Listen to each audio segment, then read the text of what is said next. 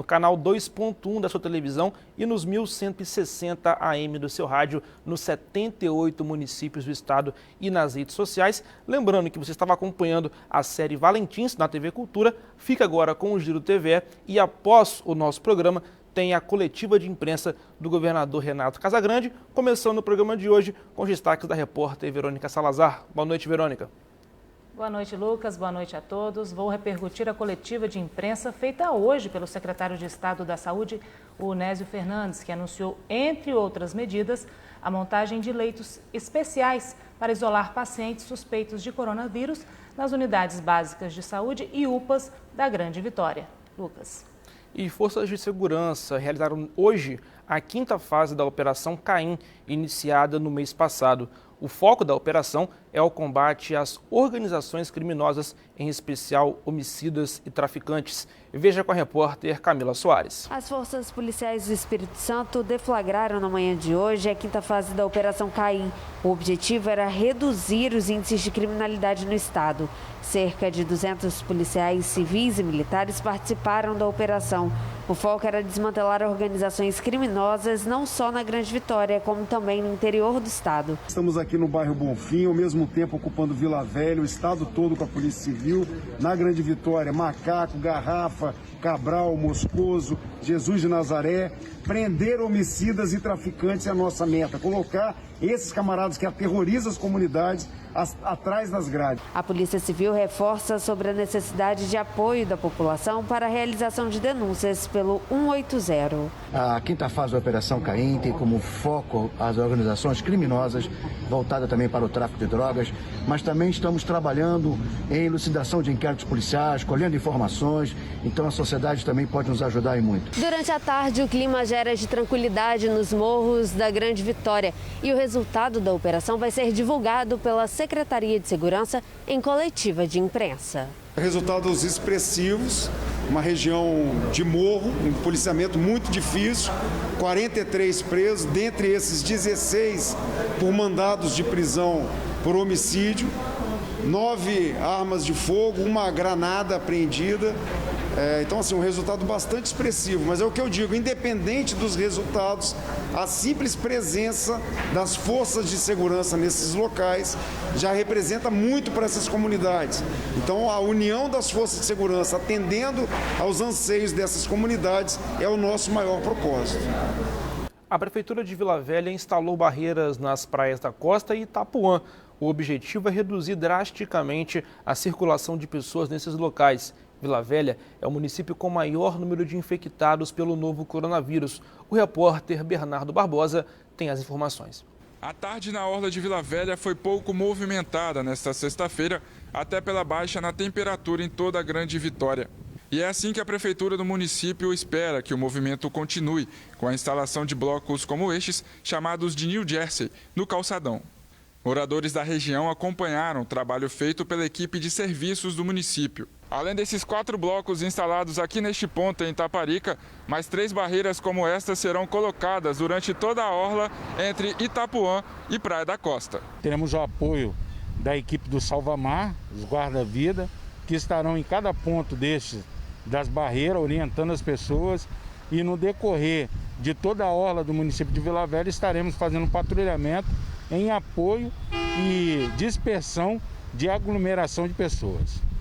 A Prefeitura de Vila Velha, ela já vem fazendo fiscalização com os fiscais e a Guarda Municipal em todos os lugares de aglomeração, principalmente bares, cujas condições têm favorecido essas aglomerações, e temos fechado alguns bares. Fechamos 860 bares nesse último mês. Fizemos mais de 2.500 fiscalizações. Agora, por ordem do governador do estado, as forças policiais e o Corpo de Bombeiros vão se integrar às nossas operações, nos ajudando ainda mais a reforçar essa necessidade do isolamento social. Então, a partir de segunda-feira, nós teremos a Guarda Municipal, os fiscais da Prefeitura, o Corpo de Bombeiros, a Polícia Militar, todos juntos fazendo a fiscalização prevista no decreto estadual de calamidade pública, que é o que nós estamos passando agora.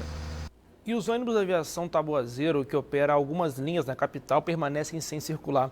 A greve dos motoristas e cobradores completou hoje 16 dias. Por enquanto, ainda não há acordo entre os trabalhadores e os rodoviários. Os motoristas e cobradores querem o pagamento dos salários atrasados e também dos benefícios que estão atrasados. A empresa alega dificuldades para efetuar os pagamentos por conta da queda da receita em decorrência da pandemia do coronavírus. Hoje, rodoviários da empresa fizeram manifestações em frente ao Palácio Anchieta e também à Prefeitura de Vitória. O protesto contou com o apoio dos trabalhadores de outras empresas. Os rodoviários esperam a aquisição de vales transportes de forma antecipada pela Prefeitura Municipal de Vitória, a fim de gerar caixa para a aviação Taboazeiro pagar os salários atrasados. Essa foi uma proposta apresentada pelo Ministério Público do Trabalho na última reunião de conciliação. E a Prefeitura de Domingos Martins bloqueou o acesso às praças para evitar aglomerações e contágio pelo novo coronavírus. O comércio segue aberto, mas com horário reduzido. A preocupação é conter o avanço da doença no município e evitar, por enquanto, a visita de turistas. Confira na reportagem de Marília Targueta. Quando se chega no portal da cidade, quem nos recebe usa máscaras. 3 quilômetros depois e o comércio todo aberto. Embora atendendo ao decreto que prevê funcionamento das 10 da manhã às 5 da tarde.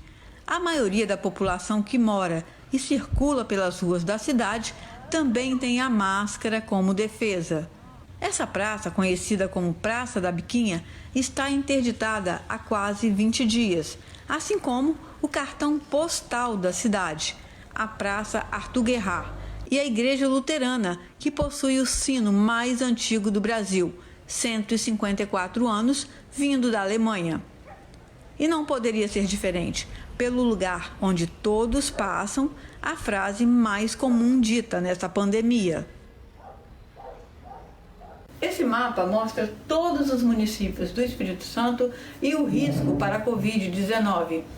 Os que estão em verde são risco baixo, os vermelhinhos são risco alto e os amarelos em risco moderado. E exatamente aqui, no amarelo, Domingos Martins se encontra. A preocupação é como conter o turismo, já que ele continua forte na região montanhosa. Estamos pretendendo nos próximos dias também adotar medidas para que a gente evite aí e tente conter essa disseminação em massa. Por isso gostaríamos de pedir que, se possível, nesse momento, os turistas pudessem ficar nas suas casas e manter o isolamento social, para que a gente possa passar por este período e depois, com mais calma, com mais tranquilidade, o município, como sempre, estará de portas abertas para recebê-los. Temos que esperar essa pandemia passar. E agora, para você na tela, dados atualizados da Covid-19. Primeiramente, no Brasil, painel Covid-19 do Ministério da Saúde, ainda com dados de ontem, dados de hoje ainda não foram atualizados. 135 mil casos confirmados da Covid-19 e mais de 9.146 óbitos pelo coronavírus em todo o território nacional. E com os destaques do painel Covid-19 aqui do Espírito Santo, eu chamo a repórter Verônica Salazar. Lucas, antes de dar os números, eu vou repercutir só uma fala do subsecretário Reblin hoje pela manhã. É o seguinte: o Espírito Santo deve chegar a 250 mortes até a próxima semana. A estimativa foi repassada pelo subsecretário de Vigilância em Saúde Pública, Luiz Carlos Reblin, em coletiva na manhã desta sexta-feira, levando em consideração a média de óbitos que o Estado tem acumulado diariamente. O subsecretário informou ainda que há 21 mortes suspeitas de coronavírus que estão em fase final de investigação. Bom, e o Espírito Santo registrou nesta sexta-feira, Lucas, 8 novos óbitos por Covid-19, 165 no total. São 4.242 casos confirmados. A taxa de letalidade geral do estado está em 3,89%. E o total de curados até o momento, 1.502. E o total de testes realizados, pouco mais aí de 19 mil testes realizados. Vila Velha segue como sendo o município com maior número de infectados, taxa de letalidade a 3,7%. Serra na segunda colocação aí, com 836 casos confirmados, Taxa de letalidade um pouco alta, viu? 6,46%. Vitória na terceira colocação com 815 casos confirmados de pessoas com coronavírus. Taxa de letalidade 3,80%. Cariacica com 568 casos confirmados. Taxa de letalidade de 3,35%. E Viana com 94 casos confirmados. 3,19% da taxa de letalidade. Praia da Costa em Vila Velha e Jardim Camburi em Vitória são os dois bairros praticamente empatados aí com o maior número de moradores infectados por coronavírus. Praia da Costa com 136 casos e Jardim Camburi com 135 casos. Vila Velha também tem o terceiro bairro, né, com o maior número de infectados. Itapuã com 97 casos, Lucas. É isso, Verônica, obrigado pelas suas informações. E a TVE estreia 2 novas séries nesse fim de semana e as crianças são o destaque. Um território em que tudo pode acontecer, onde moram os medos e as dúvidas. A construção da identidade na infância é o tema da série Borboletas e Sereias. Com abordagem lúdica e sensível que mistura realidade e ficção, o documentário brinca com a liberdade dos universos coloridos. Sábado, 12h30. Queria convidar todo mundo para assistir essa série, que é uma delicadeza, onde crianças conversam sobre assuntos mais complexos entre elas e levam essas questões para suas famílias e debatem entre si temas dos mais variados: o que é ser menina, o que é ser menino, o que é crescer, o que menino pode dançar, menina pode jogar futebol. Eu acho que nesse momento de pandemia essa é uma ótima opção para juntar a família, assistir e conversar sobre esses assuntos em casa também. A visão infantil sobre as religiões praticadas no Brasil é o ponto de partida da série O Olhar que Vem de Dentro. O documentário, com 3 episódios, mostra as vivências espirituais nas regiões do país e a riqueza da religiosidade brasileira. O Olhar que Vem de Dentro, todo sábado, 13h. Horário alternativo domingo, 12h30. Aqui na TVE. Fica então o convite nesse fim de semana das séries aqui da TV Educativa. A arte e o humor a serviço do combate à pandemia no nosso giro cultural. Em Cariacica, um grupo de teatro está nas ruas usando a magia da arte circense para estimular as pessoas a seguirem as regras de prevenção à Covid-19. A pandemia interrompeu o trabalho de muitos artistas, mas a turma da cultura é inquieta e não ficou parada por muito tempo. Esse grupo, por exemplo, esbanja criatividade e alegria para conscientizar as pessoas que passam pela calçada e as que estão na fila da Caixa Econômica em Campo Grande para buscar o auxílio emergencial de R$ 600.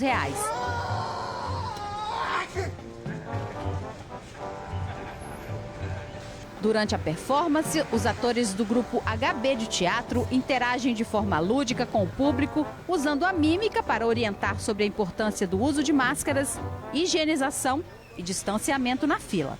Tudo com muito bom humor. No momento que vivemos, né?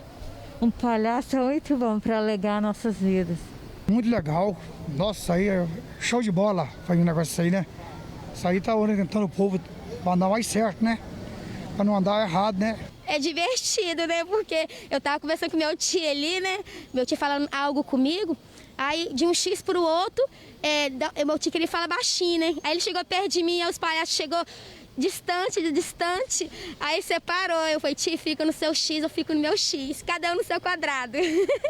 A ação faz parte do projeto Cultura em Redes da Secretaria de Cultura de Cariacica. A ideia é alertar e difundir ainda mais as formas de prevenção da Covid-19, que todo mundo sabe, mas muitas vezes deixa de se cuidar. Essa maneira um pouco mais despojada, alegre, né, de tentar lembrar as pessoas o que elas já sabem, porque muitas vezes a nossa simples presença, né, já cria, né, a lembrança nas pessoas de manter uma distância a mais, né, do que elas estavam naquele exato momento. Muitas vezes, né, a ausência do uso da máscara. Então a nossa presença aqui, né, a presença da arte, ela tem sim contribuído de forma muito importante, muito significante. A Secretaria também está realizando outras ações culturais para deixar a quarentena mais leve. Todas as quartas-feiras nós temos vídeos, a exibição de vídeos dos artistas de Cariacica nas redes da Prefeitura, né? Tanto no Instagram quanto no Facebook, que é o @Prefeitura Cariacica. Nós temos também a parceria com a Escola de Samba Boa Vista, ex-campeã do Carnaval Capixaba, e fizemos uma distribuição de 6.000 máscaras nas unidades de saúde aqui do município, nas 28 unidades de saúde. Também fizemos uma distribuição de livros de escritores cariaciquenses nas cestas básicas, especialmente nas famílias que têm crianças. A nossa proposta é levar cultura e arte no momento de baixa cultural, momento que o cenário cultural está muito complexo, então a gente quer envolver o maior número de artistas possíveis assim, nessa atividade nossa. Então tá aí o recado. Assim, a gente termina o primeiro bloco do nosso Giro TVE de hoje. Daqui a pouquinho voltamos.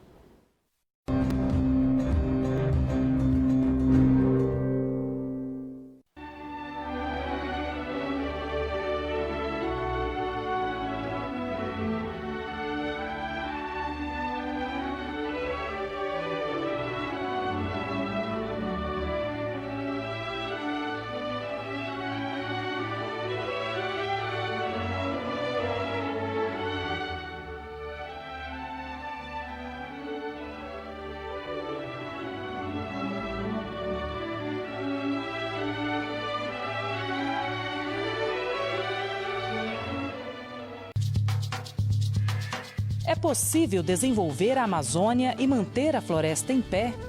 Essa e outras questões você confere na série Amazônia Legal, que revela as novas formas que o homem tem encontrado para sobreviver e se relacionar com a floresta. Amazônia Legal, toda sexta-feira às 8h15 da noite. Horário alternativo domingo, às 11h30 da manhã.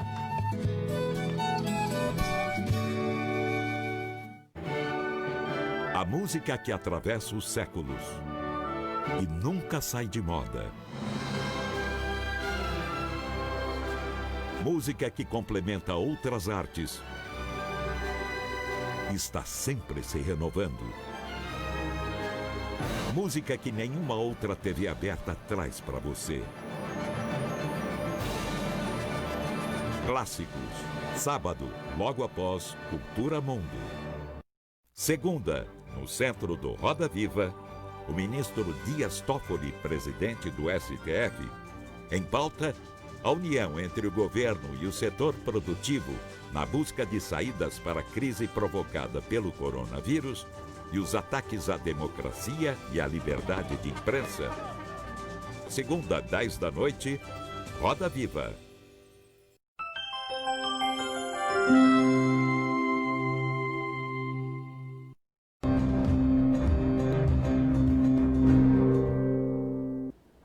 Já estamos de volta com o segundo bloco do Giro TVE de hoje. Você pode participar conosco através do Facebook da TV Educativa e da Rádio Espírito Santo e pelo nosso WhatsApp, que está na tela para você, o 999435574. Mande para cá o seu vídeo, a sua foto do que você está fazendo nesses tempos de pandemia do novo coronavírus. Lembrando que daqui a pouco, assim que terminar o Giro TVE, tem a coletiva de imprensa do governador Renato Casagrande, que você acompanha apenas na TV Educativa. E dando seguimento ao nosso programa, hoje o secretário de Estado da Saúde, Nésio Fernandes, reuniu a imprensa para atualizar as informações sobre a Covid-19 no Espírito Santo. Quem acompanhou a coletiva na manhã de hoje e tem os detalhes é ela, Verônica Salazar.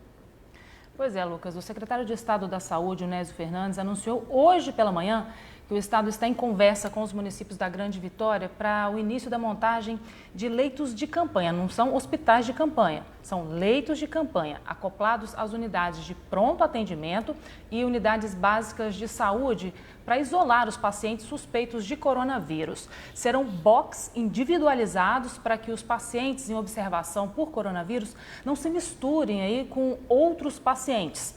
Bom, os municípios de Serra e Vitória já sinalizaram positivamente e a construção da estrutura deve começar nas próximas semanas. Nós oferecemos aos municípios capixabas a possibilidade do Estado do Espírito Santo construir leitos de campanha acoplados às unidades de pronto atendimento, aos PAs municipais, para poder expandir a capacidade desses pontos de atendimento de PAs, que são os principais pontos da rede de emergência pré-hospitalar, de poder isolar os pacientes suspeitos de Covid. Então, o município de Serra concordou com a estratégia, estaremos então avançando na construção desses leitos com isolamento aí nas próximas semanas, junto a uma das duas municípios. O próprio município de Vitória decidiu expandir no Praia de São Pedro, da Praia do Suá, também a quantidade de leitos de isolamento, e estamos dialogando com outros municípios, na Grande Vitória, no interior, para poder realizar essa expansão de leitos que possam estar em boxes individualizados, para que os pacientes, enquanto estão em observação, não fiquem misturados com outros pacientes. Essa decisão é uma decisão com muita responsabilidade assistencial, porque o paciente com Covid, aonde ele chega, ele desorganiza a rede. Então, ele bloqueia o leito de UTI no hospital de trauma, ele bloqueia o leito de uma sala vermelha de um hospital de emergência. Aonde ele chega, a pessoa com suspeita de Covid tem uma alta capacidade de conseguir desorganizar a rede por conta da necessidade de não misturar esse paciente com outros. O secretário Nésio reforçou ainda que o Estado vem ampliando aí o número de leitos de acordo que à medida que a doença avança no Espírito Santo e que hoje a taxa de ocupação dos leitos, tanto de UTI quanto de enfermaria, está abaixo da capacidade, ou seja, tem mais leito do que doente. Hoje, de acordo aqui com o informativo do mapa Covid-19, a taxa de UTI está em 61,65%, de enfermaria 41,95%. Se juntar os dois, a taxa geral está em 52,6%. Mas que a construção de hospitais de campanha, ele foi questionado, né, se o Estado vai aí providenciar a construção de hospitais de campanha, ele disse que não está descartada. No Estado do Espírito Santo, como nós nos antecipamos, e lá em fevereiro tomamos um conjunto grande de medidas, se nós vamos entender que cada hospital de campanha tem 150 a 200 leitos, e vamos chegar a mais de 1.000 leitos até o final desse mês disponíveis para o coronavírus, nós estamos falando que, na prática, nós disponibilizamos 4, 5 hospitais de campanha para a população capixaba em hospitais que já são maduros do ponto de vista assistencial. Em hospitais que já são maduros do ponto de vista da estrutura logística, dos fluxos logísticos, da maturidade administrativa de comprar medicamentos, contratar pessoal, insumos hospitalares. Por isso, e esse é um dos motivos que tem levado o Espírito Santo a ser um dos estados do país com uma baixa letalidade, com o tempo médio de permanência no leito de UTI baixo em comparação à rede pública e privada do nosso país. Então, a opção do hospital de campanha ela não está descartada, a gente pode lançar mão dela no futuro. No entanto, eu volto a reafirmar, o que nós fizemos no Espírito Santo tem garantido, até o presente momento, a proporcionalidade do aumento de casos. Bom, sobre essa questão dos leitos, o IBGE lançou uma notícia de que o Espírito Santo é o terceiro estado do país com a melhor relação de leitos de UTI para cada 100 mil habitantes.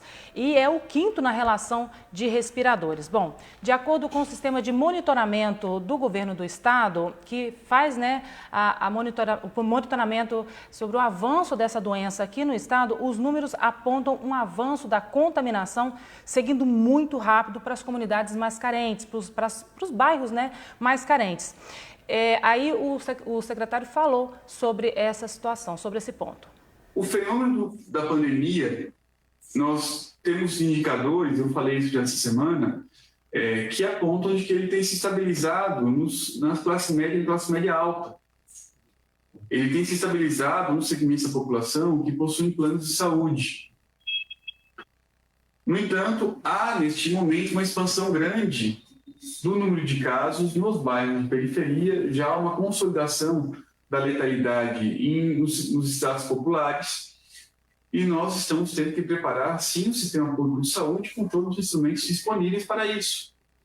Há um debate nacional da fila única, de uma intervenção estatal que obrigue que todos os leitos da rede pública e privada sejam obrigados a ser disponibilizados para o Covid. Eu entendo que, neste momento, essa medida não é necessária ao Espírito Santo, porque nós conseguimos coexistir de maneira pactuada, de maneira dialogada com a rede privada, sem comprometer a oferta de leitos dos planos de saúde e garantindo uma expansão rápida de leitos para a saúde pública. Estes foram, portanto, os destaques, né, do secretário de Estado da Saúde, Nésio Fernandes. Lucas.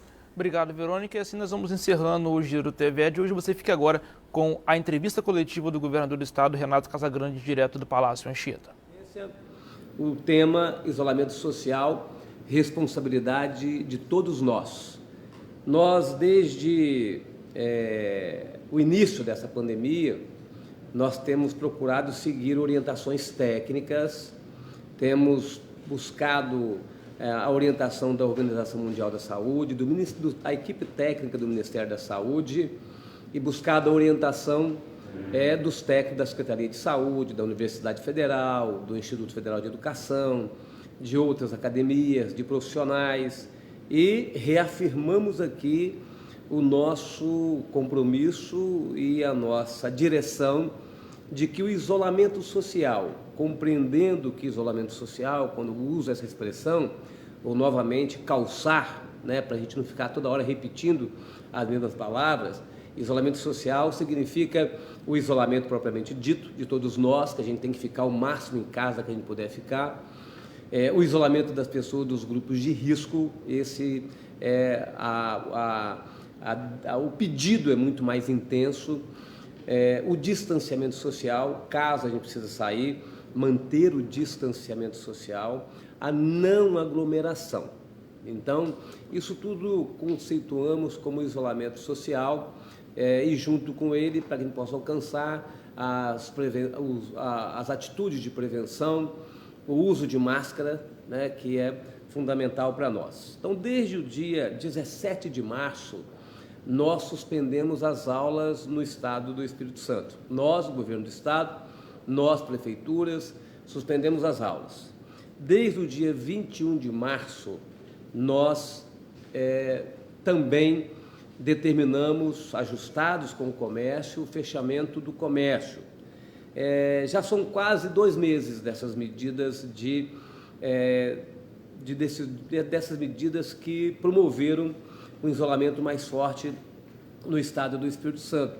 E foi fundamental esse tempo para que a gente pudesse sensibilizar uma parte da sociedade capixaba. Eu tenho plena convicção que a grande maioria está sensível à realidade que nós estamos vivendo. Às vezes a pessoa está sensível e tem disciplina para seguir as orientações. Às vezes a pessoa está sensível, mas não tem tanta disciplina para seguir. E tem uma parte ainda menor que não tem esse mesmo nível de sensibilidade. Nós vamos continuar o trabalho para que a gente possa alcançar todas as pessoas. Então, esse tempo serviu para ampliar a sensibilidade e buscar convencimento das pessoas, e serviu para fortalecer o sistema de saúde, tanto saúde do Estado, do governo do Estado, como também os municípios se organizarem nas suas unidades de saúde, UPAs, pronto atendimento, treinar equipes, então integrar Estado com município.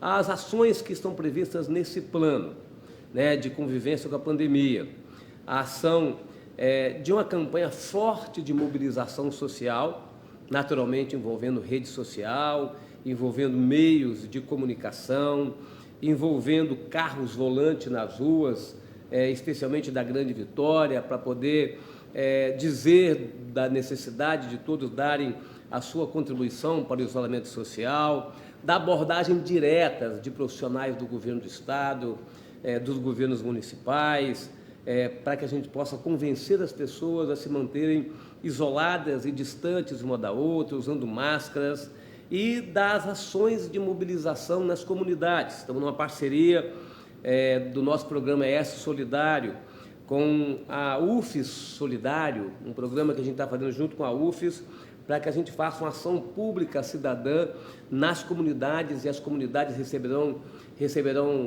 máscaras, receberão material educativo, pedagógico, para que trabalhem, né, as orientações do comportamento das pessoas nos bairros da região metropolitana. Então, essa é uma ação do plano, né, de convivência com a pandemia. A outra ação é a ação de fiscalização forte e integrada. que já temos uma fase executada, mas essa fase começa agora na próxima segunda-feira, dia 11, uma fiscalização forte e integrada que envolve a Polícia Militar, os bombeiros, as guardas municipais, a vigilância sanitária, os fiscais de postura, envolve o governo e prefeitura nessa ação mais articulada e mais forte na região metropolitana.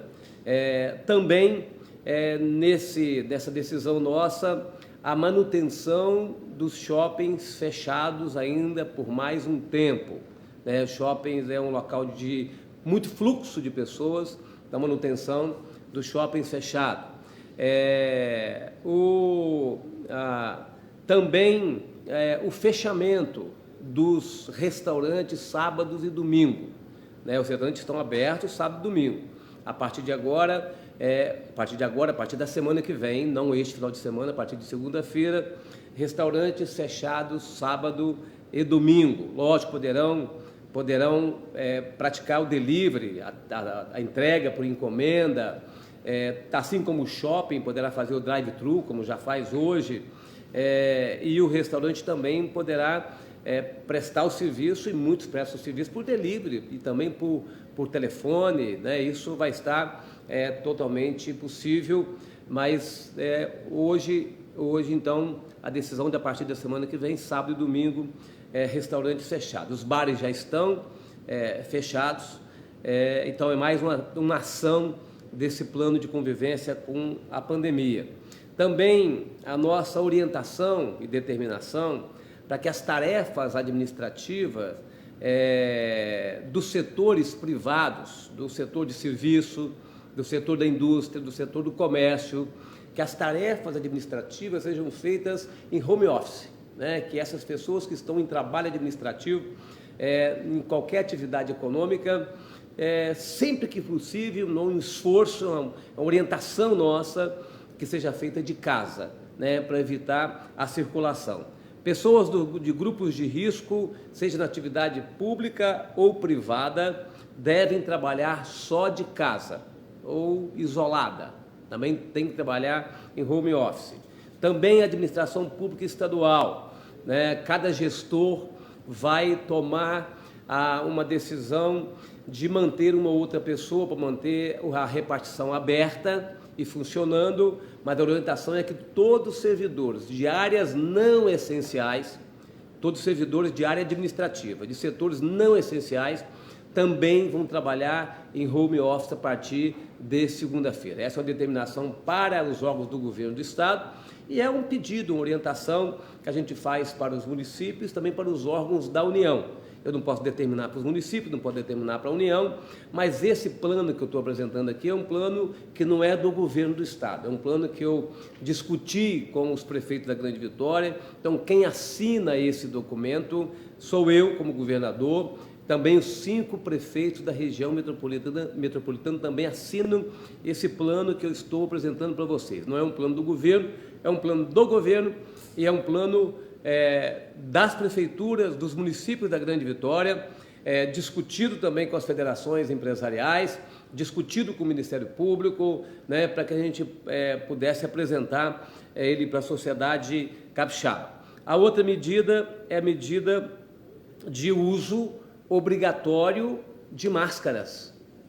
Eu disse que apresentaria um projeto de lei, mas a Procuradoria me orientou que, com base na calamidade que foi aprovada pela Assembleia Legislativa, quando a Assembleia aprovou, me outorgou também esse poder e eu posso por decreto. Então, o uso obrigatório de máscaras, no transporte coletivo, no transporte que nós controlamos, que é da região metropolitana, também todo o comércio do Estado do Espírito Santo, em toda a indústria do Estado do Espírito Santo, em todos os prestadores de serviço do Estado do Espírito Santo. Quem presta o serviço, quem vende, quem produz tem que estar de máscara. Quem compra, quem vai buscar um serviço também tem que estar de máscara. Então, é o uso obrigatório de máscara e eu estou, então, assinando aqui o decreto que vai ser publicado ou no Diário Oficial de hoje, ainda extraordinariamente, ou no Diário Oficial de amanhã, hoje ordinariamente ou extraordinariamente no Diário de amanhã, mas já valendo a obrigatoriedade, que eu prefiro uma orientação forte, porque a gente não tem condições de fiscalizar todos, mas nós vamos fiscalizar o uso de máscaras no transporte coletivo, no comércio, né, pedindo aos empresários, empreendedores do setor industrial, aos sindicatos dos trabalhadores, que a gente possa, né, ter todo mundo usando máscara na atividade industrial, em qualquer prestação de serviço também, mas essa é mais uma medida para que a gente possa estabelecer uma convivência com a pandemia. Também eu já anunciei, mas faz parte desse plano, a continuidade das escolas fechadas e da não realização de eventos.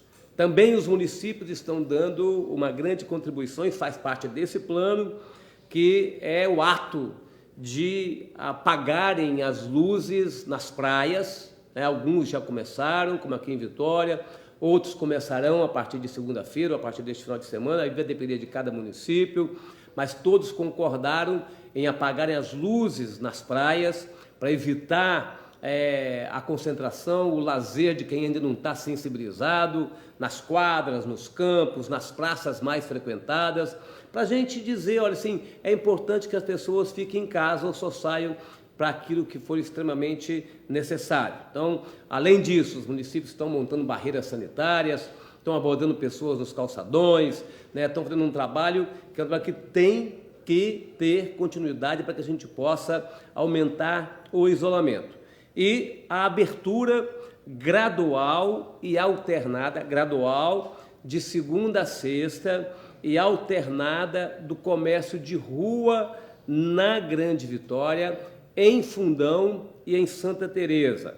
Por que Fundão e Santa Teresa, além dos 5 municípios da Grande Vitória? Porque Fundão e Santa Teresa, Fundão permanece no município de risco alto e Santa Teresa entrou no município de risco alto. Tá certo? Então, até hoje, até amanhã, sábado, né, município de risco alto, o comércio era totalmente fechado. Então, todas as responsabilidades recaíam sobre o comércio. A partir desse plano, a responsabilidade fica distribuída entre serviços, indústria, nós, pessoas físicas, a administração pública dos 3 níveis, né, e as demais atividades. Então, permite que a gente possa, de forma gradual, né, uma abertura gradual e alternada do comércio de rua. Gradual porque ainda não estamos permitindo abrir shoppings, alternada porque uma parte das atividades do comércio ela vai funcionar segunda, quarta e sexta, abertura de segunda a sexta, segunda, quarta e sexta. Deve começar, a Federação do Comércio está decidindo, mas deve começar na segunda-feira para os materiais ligados ao corpo, né, que seja roupa, sapato, cosméticos, tudo que é ligado ao corpo, que vai funcionar 3 dias, e tudo que não é ligado ao corpo, material de construção, eletrodomésticos e outros materiais e atividades, terça e quinta. Na semana seguinte, inverte para que ninguém fique sem um número adequado de dias para que abra os seus comércios de 10 às 16. Os dias que estiverem com as portas fechadas poderão funcionar por delivery, por teleentrega, por hora marcada, como estão permitidos funcionar hoje. Tá certo? Então, isso é uma possibilidade, uma proposta que faz uma distribuição das responsabilidades pela sociedade toda, com apoio forte nosso, né, de fiscalização, para que a gente mantenha também as atividades econômicas todas funcionando, vamos funcionar por um tempo nessa direção, baseado na matriz de risco nossa, que leva em consideração o quociente de incidência e o percentual de leitos de UTI ocupado, tá certo? Então, nós estamos com 60% a 61% de leitos de UTI ocupado hoje, então esse percentual de leitos de UTI permite que a gente possa fazer essa distribuição de responsabilidade, buscando ampliar o isolamento social, mas dividindo o sacrifício e a responsabilidade para todos os setores, não só pendurando essa responsabilidade apenas no comércio. Então, eu acho que esse é um passo a mais que a gente dá. Na semana passada, a gente deu um passo em direção a possibilitar a possibilitar o atendimento com hora marcada, com as portas fechadas, possibilitar a entrega, a teleentrega, a pessoa liga, e já tinha a possibilidade do delivery. Então, essa medida nossa é com base na matriz de risco, né, que está sendo desenvolvida pelo Boletim Epidemiológico do Ministério da Saúde, e ela funciona de forma reversível, tá certo? Do mesmo jeito que ela permite, né, a gente dar um passo adiante, ela permite dar um passo atrás. Hoje, por exemplo, entrou Santa Teresa nessa regra que nós estamos estabelecendo a partir da semana que vem. Então, Santa Teresa terá que entrar também com todas essas medidas que nós estamos adotando aqui. Ao mesmo tempo, Alfredo Chaves saiu. Alfredo Chaves não é mais risco alto, é risco moderado. Então, Alfredo Chaves saiu, porque não aumentou o número de casos lá em Alfredo Chaves, então ele saiu. Então, ao mesmo tempo que você avança, né, em direção a algumas atividades poderem ser exercidas, você pode recuar. Mas essa decisão nossa é uma decisão que vai estar sempre buscando distribuir as responsabilidades por todos os setores da sociedade. Eu tenho dito aqui que o isolamento social é um compromisso e deve ser e tem que ser um compromisso de todos nós individualmente. A responsabilidade individual pode permitir que a gente ultrapasse com mais segurança, com menos perdas de vidas humanas, né, com capacidade de atender as pessoas, de dar assistência. Então, nós vamos aperfeiçoando a nossa matriz de risco, nós estamos incorporando agora o percentual de leito, para os próximos dias vamos incorporar outras ameaças, como a questão do isolamento social, da letalidade. Então, vamos aperfeiçoando e fazendo isso por município. Né? Por município é importante porque a sociedade se mobiliza. Vocês estão vendo como é importante divulgar o isolamento de cada município, porque cada gestor e cada cidadão, cada liderança do município pode identificar se o seu município está interagindo muito. Se estiver interagindo muito, vai causar o contágio maior, pode causar a perda de vidas de pessoas muito queridas e de pessoas da sua cidade, do seu município. Então, é uma responsabilidade individual, né, pessoal, que pode promover um resultado coletivo extraordinário se a gente conseguir ter o apoio de todo mundo, da grande maioria, e a gente puder fazer a passagem dessa crise mais profunda com relação à pandemia do coronavírus. Então, essa é a proposta que nós estamos apresentando, para que a gente execute nos próximos dias e vamos fazendo a avaliação. Estamos dando mais passos adiante ou seremos dar mais passos para trás. Depende muito de você que está nos acompanhando, depende muito de cada capixaba. Muito obrigado. Quero ouvir agora as perguntas ou as dúvidas que tiverem. Roger. Boa tarde, Casagrande, mais uma vez. Está me ouvindo bem aí? Estou ouvindo, Roger. Consegue? Ok. Seguinte, eu queria que o senhor detalhasse um pouquinho mais essa reabertura gradual do comércio. Já começa na segunda-feira e explicasse novamente aí 3 dias na semana um tipo de loja, um tipo de comércio e 2 dias na semana outro. E nesse contexto, com o isolamento social caindo, como é que o senhor acredita que vai acontecer? Com o comércio voltando a abrir, será que não vai ter mais gente nas ruas, por exemplo? Como é que o senhor pretende equilibrar isso aí para o isolamento social aumentar e não continuar caindo? Roger, o plano todo, ele trata desse equilíbrio. Tá? Seu plano todo, ele trata, primeiro, de uma fiscalização profunda e forte, trata de uma comunicação social mais intensa, usando todos os meios que a gente possa usar. Ele trata do fechamento de restaurantes sábado e domingo. Ele trata do enquadramento das lojas de material de construção e do setor automotivo que estão abertas 6 dias na semana, para a regra geral. Tá? Então, ele trata de serviços administrativos de todos os setores privados e públicos serem feitos em home office, e ele trata, então, de medidas que todos darão a sua contribuição para que a gente, ao invés de reduzir o isolamento social, a gente possa aumentar o isolamento social. Se houver uma redução do isolamento social, nós vamos ter que, nos próximos dias, tomar outras medidas, mas é uma forma que nós estamos colocando para a sociedade capixaba de que todos podem dar a sua contribuição e a gente poder manter todo mundo com condições de alguma atividade econômica, manter algum emprego, mas não ameaçando a vida dos capixabas, que já está, na verdade, nós estamos com problema, nós estamos com assistência, e é lógico que tudo isso vinculado ao percentual de leito de UTI. Né? Se o leito de UTI não pode passar de 80% de ocupação. Passar de 80% de ocupação, apita e estabelece um gatilho de medidas mais restritivas. Então, essa é a compreensão, a responsabilidade coletiva de todos nós para que a gente possa ir juntos conduzindo com harmonia, né, e com possibilidade de manter o isolamento que dê capacidade de atendimento na área de saúde. Vitor.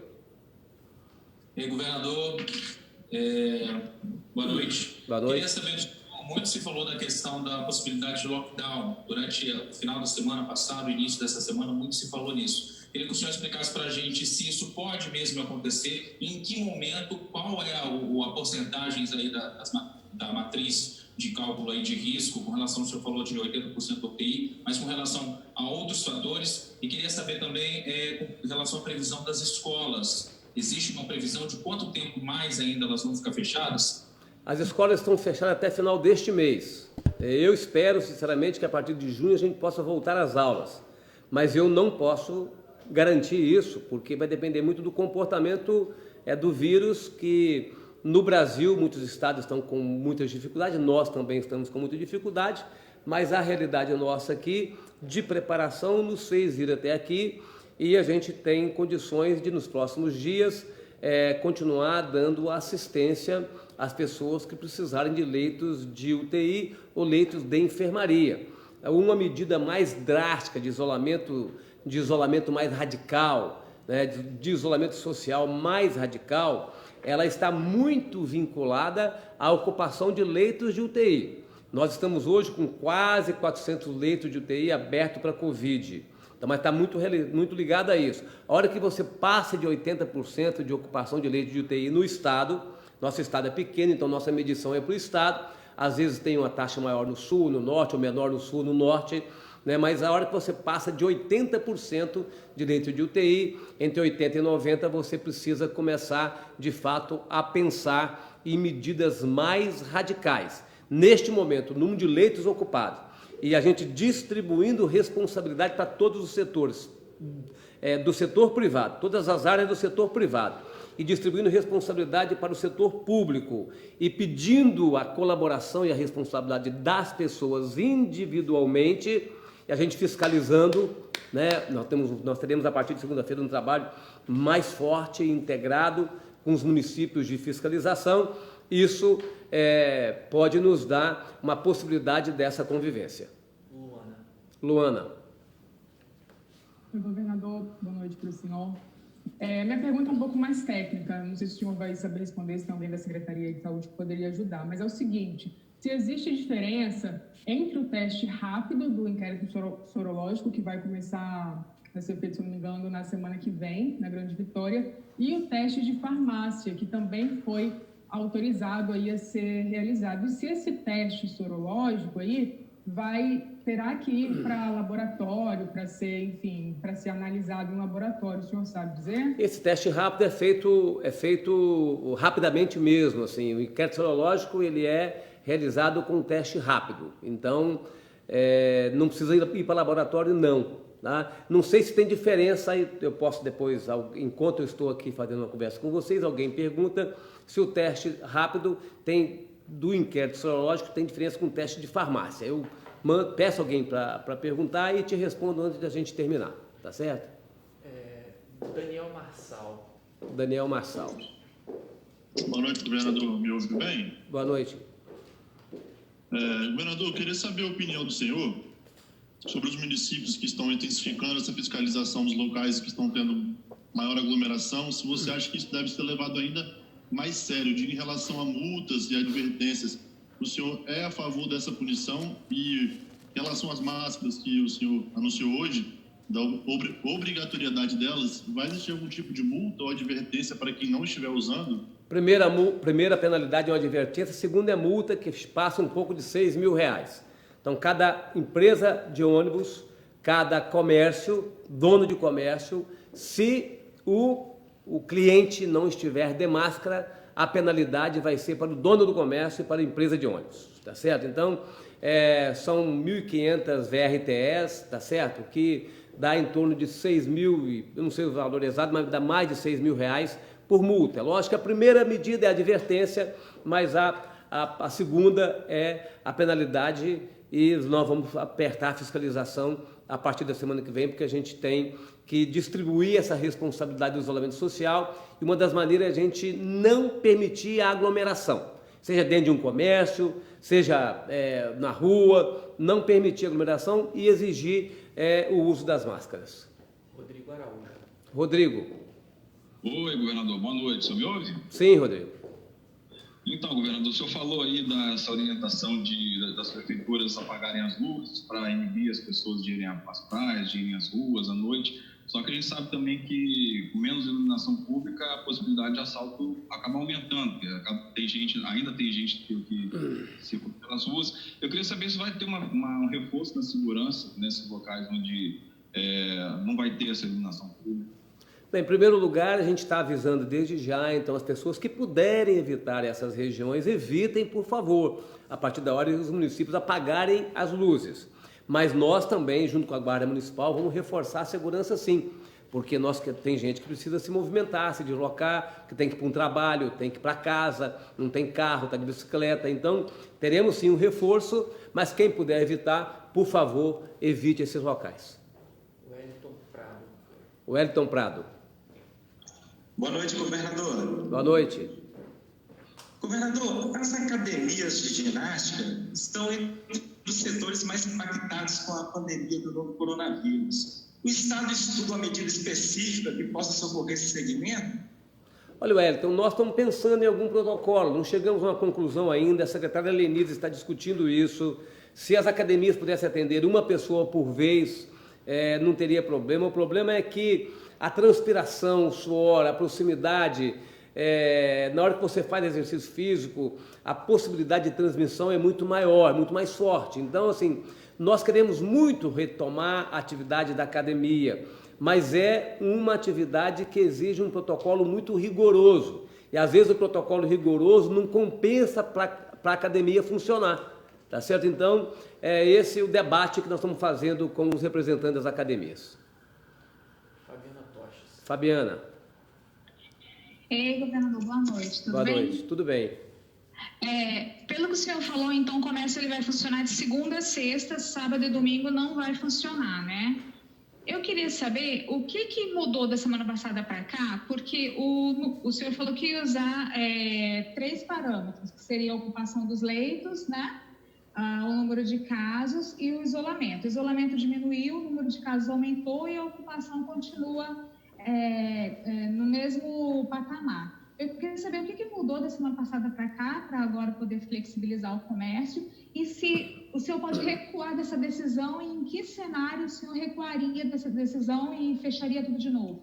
Olha, a nossa decisão continua a mesma. Assim, o sistema que a gente está montando, que a gente montou até amanhã, que é o sistema olhando só a incidência, né? Quem está abaixo da incidência média do Espírito Santo, quem está acima da incidência média do Espírito Santo, agora foi incluído o número de leitos, o percentual de leitos ocupados. Então, nós trabalhávamos com a incidência permitia que a gente pudesse avançar ou recuar, como vocês viram, a gente avançou com o Bom Jesus do Norte, depois nós recuamos essa semana, agora nós recuamos com Alfredo Chaves, e estamos avançando numa medida mais restritiva com Santa Teresa, mas agora nós incluímos, né, pelo número de leitos que a gente já conseguiu abrir, nós incluímos o percentual de leito que nos dá um pouco mais de segurança, né, de dar esse passo, porque nós estamos certos de que as medidas que a gente está tomando é uma medida que é didática, pedagógica, para compreender que o isolamento social é tarefa de todos, não é tarefa só do comércio. né? Não dá para a gente achar que vamos defender o comércio fechado para sempre e a gente continuar indo para a praia, continuar indo para o encontro dos amigos. Não é possível que as pessoas não assumam essa responsabilidade também de que, se todos nós dermos a nossa contribuição, a gente vai permitir que todos minimamente funcionem. O comércio já será uma atividade com pouco movimento, porque a crise é mundial, a crise não é local, a crise é mundial, a crise é do Estado, é do Brasil e naturalmente chega aqui ao Estado. Então, nós estamos fazendo compensações, né? Com o fechamento de algumas atividades, com determinação para que as pessoas trabalhem em home office, para que a gente caminhe em direção a uma atividade que está fechada há quase 2 meses e que gradualmente e alternadamente a gente possa começar a dar passos seguros. Se os passos não se mostrarem seguros, a gente recua. Glacieri. Boa noite, fala mais alto, mais perto do fone. Me ouve melhor agora? Agora sim. Governador. Pode falar que eu estou ouvindo. Uma análise do Imperial College com dados do Espírito Santo mostra que mesmo com as medidas de restrições atuais aplicadas no estado, o número de casos de coronavírus continua a crescer exponencialmente. O estudo são necessárias medidas mais duras de isolamento para que o índice de transmissão caia a ponto de inverter a curva. Quando e sob que circunstância o governo pretende aplicar essas medidas? Elas não estão mais duras, elas estão mais brandas, no caso? Não, estão mais duras. Nós estamos tomando medidas mais duras para o setor da indústria, para o setor de comércio, para o setor administrativo, mais fiscalização para as pessoas. Não adianta tomar medida por decreto se ela não for efetivada. Estamos colocando uma equipe de fiscalização forte na rua, tá certo? Então, o problema é que as pessoas sempre identificam o isolamento com o comércio. E é muito mais fácil fechar o comércio, naturalmente. E vai continuar comércio fechado, sábado, domingo, shopping continua fechado, terão dias alternados para diminuir o número de pessoas circulando, o número de trabalhadores, de 10 às 16 horas, para sair dos horários de pico do transporte coletivo. E nós estamos aqui, pelo número de leitos que a gente tem, a gente está em condições de dar esse passo e fazer uma avaliação. Se a sociedade der essa contribuição, a gente pode seguir. Se a gente conseguir com isso aumentar o isolamento social, a gente segue para frente. Se a gente não conseguir aumentar o isolamento social e houver a demanda de leite de UTI, a gente dá um passo atrás, porque nós temos tempo para fazermos isso, porque nesse tempo que a gente está dando para fazer esse trabalho agora e colocarmos isso em prática, nós temos leite de UTI. Fernanda Cozimeno. Olá, boa noite, governador. Eu queria saber um pouco mais sobre esse cálculo da redução da circulação de pessoas. Eu não sei se é esse, na verdade, o cálculo, eu queria entender isso, porque o senhor disse que está tomando essas medidas com o objetivo de aumentar o isolamento, mas eu não consigo enxergar se colocar mais pessoas para home office, se fazer essa alternação do comércio, isso realmente vai reduzir a circulação de pessoas, ou se essa segurança que o senhor acredita que vai acontecer se dá mais pelo uso de máscaras, né? Então, eu queria entender um pouco mais. Realmente vai ter menos gente circulando na rua com a abertura do comércio dessa forma? E outra coisa, o senhor disse que vai ter uma fiscalização sobre essa medida mais intensa. Realmente a gente deu isso ontem, conversando com o Coronel Cerqueiro, vai ter uma operação bem forte, né, de fiscalização. Eu queria saber também um pouco mais de como vai funcionar, porque até onde eu consegui saber, eles vão, os efetivos vão estar mais nos bairros onde tem mais casos.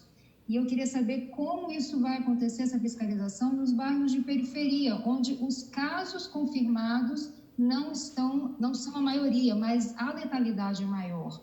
Então, parece que há um problema aí que precisa dessa atenção, da fiscalização e da educação, que é na periferia onde tem mais letalidade. Quer dizer, essa nova variação aí que o senhor está usando da ocupação de leitos de UTI, precisa considerar isso, a letalidade é maior na periferia. Então, vai haver um trabalho de fiscalização e educação maior nas periferias? Muito maior de educação. nos bairros mais vulneráveis, mais periféricos, para que a gente possa fazer chegar a informação lá nos bairros, ali que está o risco maior. De fato, você tem razão, a letalidade é maior nos bairros vulneráveis, periféricos. Então, esse é um trabalho importante, do mesmo jeito que o trabalho de fiscalização ele vai acontecer onde tem mais casos, mas não só onde tem mais casos, ele funciona por denúncia. Tem um 56 das prefeituras, tem um 90 dos CIODs, então também é o mapa que a gente tem de temperatura, onde tem mais denúncias, para que a gente atue. A gente já tem esse histórico, nós já desenvolvemos um sistema, um programa que a gente já sabe onde tem as denúncias em maior quantidade, e isso já está dividido, cada município tem sua coordenação, trabalho junto da Polícia Militar, dos bombeiros, da Guarda Municipal e dos fiscais dos municípios. Então, em cada município nós vamos estar atuando no momento primeiro advertido, mas depois aplicando penalidades, porque as pessoas têm que, de fato, se não aprenderem pela educação, têm que aprender, de fato, pela penalidade. Eu espero que a gente não precise aplicar penalidade, mas esse trabalho funcionando, ele produzirá resultado no isolamento social e na possibilidade de convivência. Lembrem vocês que nós vamos conviver com essa pandemia este ano e o ano que vem, até chegar a vacina. Tá certo? A situação mais grave pode ser agora nos próximos meses, mas nós vamos ter que aprender a conviver por 2 anos, pelo menos, até chegar a vacina. Então, agora, o sistema, como eu disse, ele é reversível. O sistema hidráulico, como já expliquei para vocês, aumentou a disciplina, né? Aumentou a disciplina, aumenta a capacidade de atividade das pessoas. Reduziu a disciplina, aumenta as restrições às atividades das pessoas, tanto as pessoas físicas como as pessoas jurídicas. Então, é isso que a gente tem que compreender, né? Que a gente tem hoje uma tarefa a ser distribuída para todos nós capixabas, mais de 4 milhões de pessoas. Nós temos uma tarefa a executar agora para que juntos a gente passe, para que juntos todos nós possamos ter atendimento a hora que a gente precisar e se a gente precisar, e para que juntos a gente possa também dar oportunidade a quem está necessitando de um emprego, de uma atividade econômica. Fernanda Zandonaide. Fernanda Zandonaide agora. Senador, boa noite. Boa noite. A gente tem uma matéria hoje, também em cima desses dados do Imperial College, que fala que 90 mil capixabas já podem ter sido infectados, né, com coronavírus, 2,24% da população, tem os assintomáticos e tal. Aí a minha pergunta na mesma matéria fala que entre 60% e 80% da população tem que ter pego o coronavírus para a gente ter um efeito rebanho. A gente está com 2,24%. E a gente percebe que a gente está naquele amorde e sopra, né? A gente fecha um pouquinho, abre um pouquinho, fecha um pouquinho. Na sua opinião, a economia da gente vai aguentar a longo prazo? Porque para a gente sair desses 2,24%, só se tiver um milagre, a gente tiver uma vacina muito rápido, encontrar um medicamento muito rápido. O que vai acontecer, governador, com a nossa economia a longo prazo? Fernanda, tem perguntas que a gente não sabe a resposta, tá certo?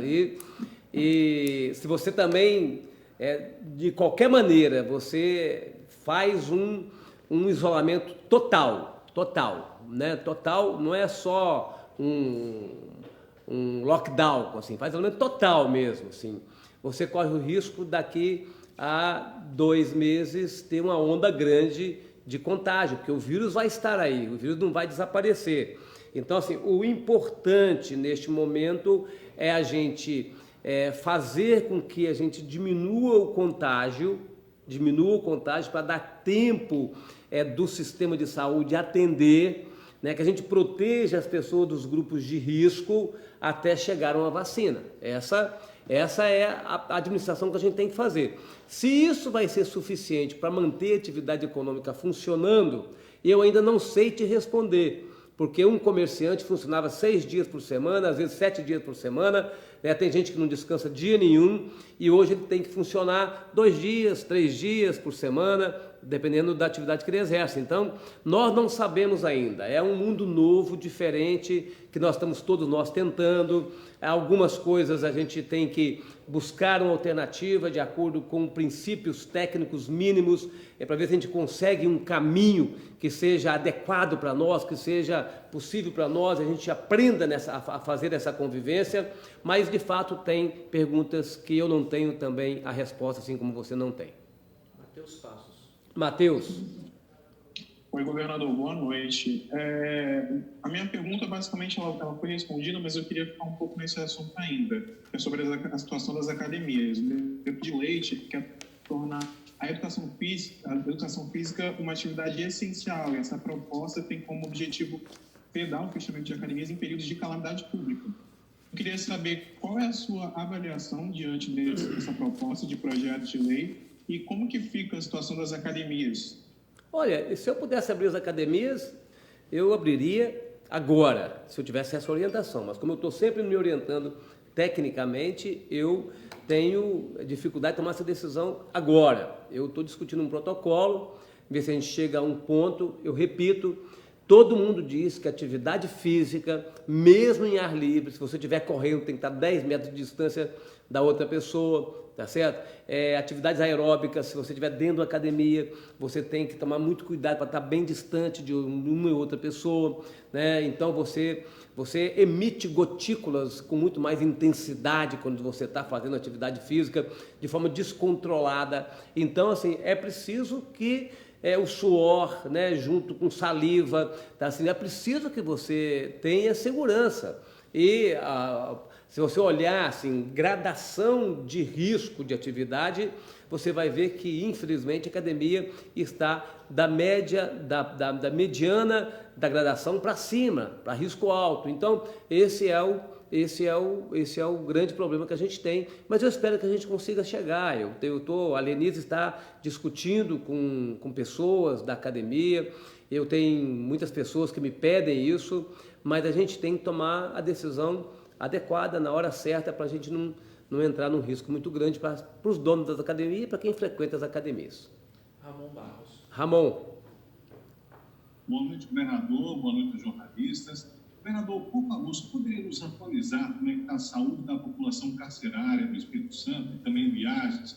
Aqui em Cachoeiro, por exemplo, tivemos aí um agente que testou positivo. Então a pergunta fica, em Monte Líbano tem algum preso contaminado? Se tem, como é que está a saúde dele? Só pode dar alguma atualizada para nós, por favor? Ô Ramon, eu assim, não tenho detalhe, assim, a gente tem conseguido controlar, né, os presos, os agentes, os profissionais que trabalham, né, no sistema prisional. Nós já tivemos agentes contaminados, contagiados, tivemos presos contaminados, contagiados. Não tem nada fora de controle, está tudo ainda controlado em termos de isolamento quando é preciso, tá certo? Então, mas esse detalhe eu não tenho, mas vou buscar para você, pode poder te passar também pessoalmente, se tem alguém lá em Cachoeiro do Monte Líbano, se tem alguém atualmente com presença do vírus. Natália Devens. Governador, boa noite. Houve já uma reunião ontem, né, entre os chefes dos poderes aqui do Estado para discutir os cortes de despesa e queria saber o que o senhor espera dos demais poderes, se o senhor espera que eles cortem benefícios de servidores, demissões de comissionados e se o governo deve dar o exemplo já iniciando com algum corte. Veja bem, Natália, fizemos uma reunião ontem, mais uma, já tínhamos feito 2 reuniões, é a 3ª reunião que a gente faz. Vamos fazer outra na semana que vem. Nós vamos perder em um ano 3,4 bilhões de reais. Isso, quando você joga para 8 meses que falta, isso cai para 2 bilhões e 700 e 800 milhões de reais.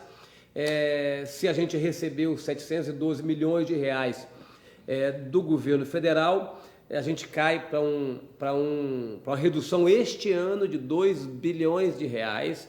Então é uma redução grande, o Estado tomará medidas, o Poder Executivo tomará medidas e a nossa reflexão com cada chefe de poder, cada um tem sua autonomia, cada um tem cada um sabe onde pode mexer, onde deve mexer.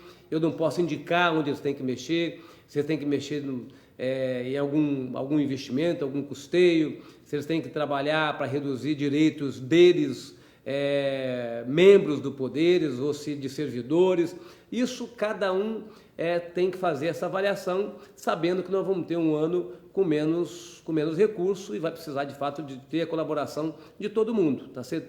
Nós do Poder Executivo estamos já preparando para fazer e eu tenho certeza que eles vão dar também a sua contribuição. Leone Oliveira. Leone. Governador, boa noite aos colegas também da participação da coletiva. Governador, eu queria pedir ao senhor um esclarecimento, né, a respeito dos restaurantes, né? É só na Grande Vitória ou em todo o estado? Essas medidas essas medidas de hoje, Leone, valem para Grande Vitória, Fundão e Santa Teresa, tá certo? São os municípios de risco alto, tá certo? Então essas medidas que a gente está tomando são medidas que valem para Grande Vitória, Fundão e Santa Teresa, os municípios que estão com risco alto e que medidas como essa estão sendo tomadas de alternância de funcionamento de comércio, de fechamento de restaurantes, tá certo? De fechamento de shoppings e assim por diante. Isso. Desculpa.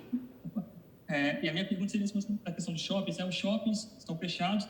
Isso também inclui esses shoppings menores, né? Quando tiver o Boulevard, né? O Tiffany. Os centros comerciais não. Nós estamos tratando de shopping. Os centros comerciais não. Tá certo? Centros comerciais que não tem lojas âncoras, tá certo? São mais pequenas lojas, não. São os centros comerciais. Esses centros comerciais não estão fora dessa limitação.